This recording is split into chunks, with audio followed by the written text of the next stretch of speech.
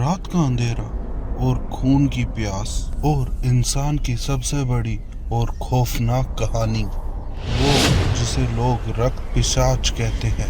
एक ऐसा राक्षस जो इंसान का एक एक कतरा खून चूस लेता है। आज की कहानी इस राक्षस के ऊपर ही है।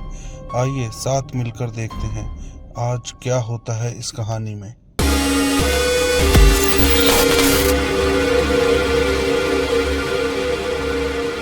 जंगल के बीचों बीच एक पुराना खंडर था। कहा जाता है इस खंडर में एक रक्त पिशाच का बसेरा था। एक ऐसा राक्षस जो इंसान के खून पर जीता था। कहा जाता है इसे देखना जैसे किसी मौत को देख लेने के बराबर था। दो दोस्त विक्रम और समीर अपनी दोस्त की शादी के लिए उस जंगल से होकर जा रहे थे, पर अचानक जंगल के बीच में पहुंचते ही उनकी गाड़ी खराब हो गई। वो दोनों गाड़ी से उतरकर गाड़ी को चेक करते हैं, पर उन्हें कुछ समझ नहीं आता।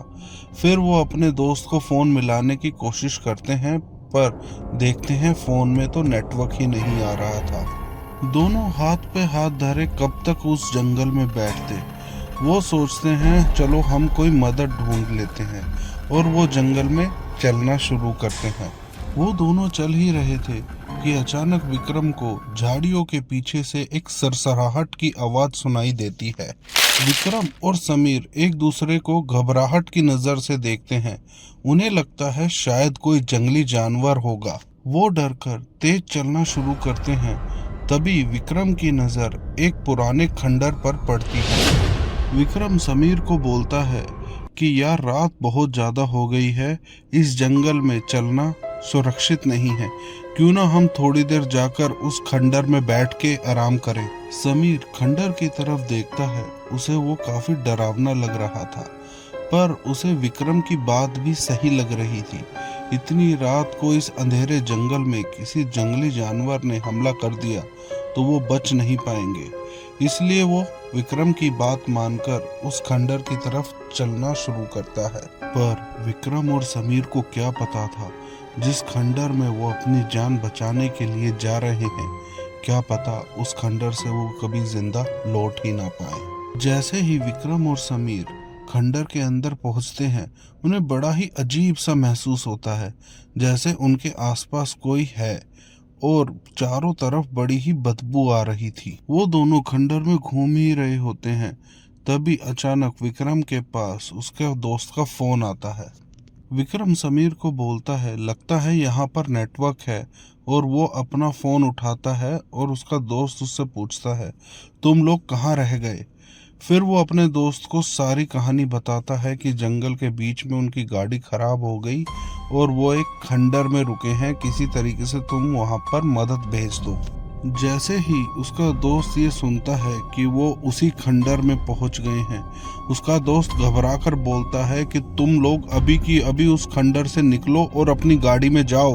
विक्रम उससे पूछता है क्यों, ऐसा क्या है यहाँ, और फिर उसका दोस्त उसे बताता है इस खंडर में कहा जाता है एक रक्त पिशाच रहता है और वो तुम दोनों को जिंदा नहीं छोड़ेगा। ये सुनकर विक्रम और समीर हंसने लगते हैं और बोलते हैं तुम गांव वाले कभी नहीं सुधरोगे। वो उसको बोलता है हम यहीं हैं, हमें कुछ नहीं होगा, बस तू हमारे लिए एक मदद भेज या कोई मैकेनिक जो हमारी गाड़ी को ठीक कर सके। ये बोलकर विक्रम फोन काट देता है और फिर समीर को बोलता है यार तेरे पास कैमरा है ना, चल निकाल, हम थोड़ी यहाँ की रिकॉर्डिंग कर लेते हैं ताकि उसे दिखा सके कि देख यहाँ पर कुछ भी नहीं है, बस तुम लोगों ने फालतू की अफवाह उड़ा रखी है। फिर समीर और विक्रम कैमरा और टॉर्च निकालकर उस खंडर को घूमना शुरू करते हैं। जैसे ही वो दोनों खंडर के और अंदर जाते हैं, हवा अचानक से ठंडी हो जाती है और छत पर से चमगादड़ उड़कर भागते हैं। तभी विक्रम को अपने गले के पास एक अजीब सी गर्मी महसूस होती है, मानो जैसे उसके गले के पास कोई सांस ले रहा हो। कैमरे में रिकॉर्डिंग चल रही थी और अचानक से एक आवाज आती है, खून दो। तभी टॉर्च की रोशनी एक दीवार पर पड़ती है और दीवार पर खून से लिखा था, जो भी यहाँ आएगा उसके खून पर बस मेरा हक होगा।